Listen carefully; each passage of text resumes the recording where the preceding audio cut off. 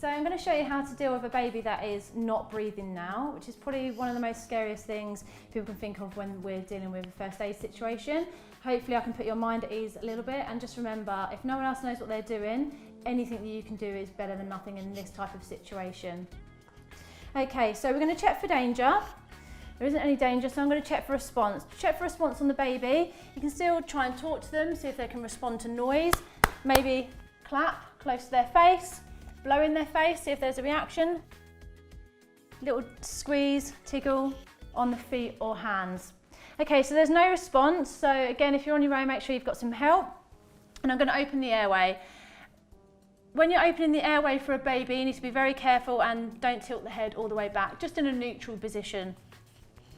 And I'm going to check for breathing for 10 seconds.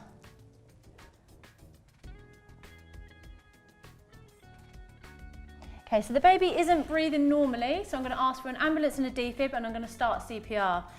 So again, with a baby, we suspect it's a respiratory issue, so we're going to start with 5 rescue breaths.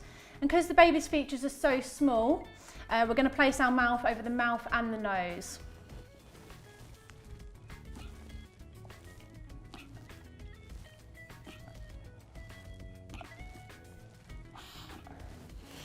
When it comes to doing the 30 compressions, I'm going to use 2 fingers right in the centre of the chest, and we're going to put a third of the chest depth.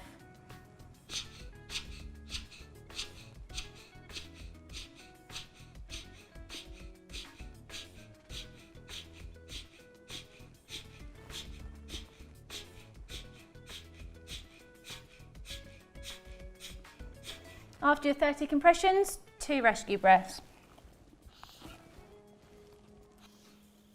Then back to your 30 compressions. Okay, so for a baby that's not breathing, check for danger, check for response, make sure you've got some help, open your airway, check for breathing for 10 seconds, and then start by giving 5 initial rescue breaths by placing your mouth over the mouth and the nose, and then do your 30 compressions with 2 fingers, and then 2 rescue breaths, back to 30 compressions and 2 rescue breaths, and keep doing that cycle until your defib arrives.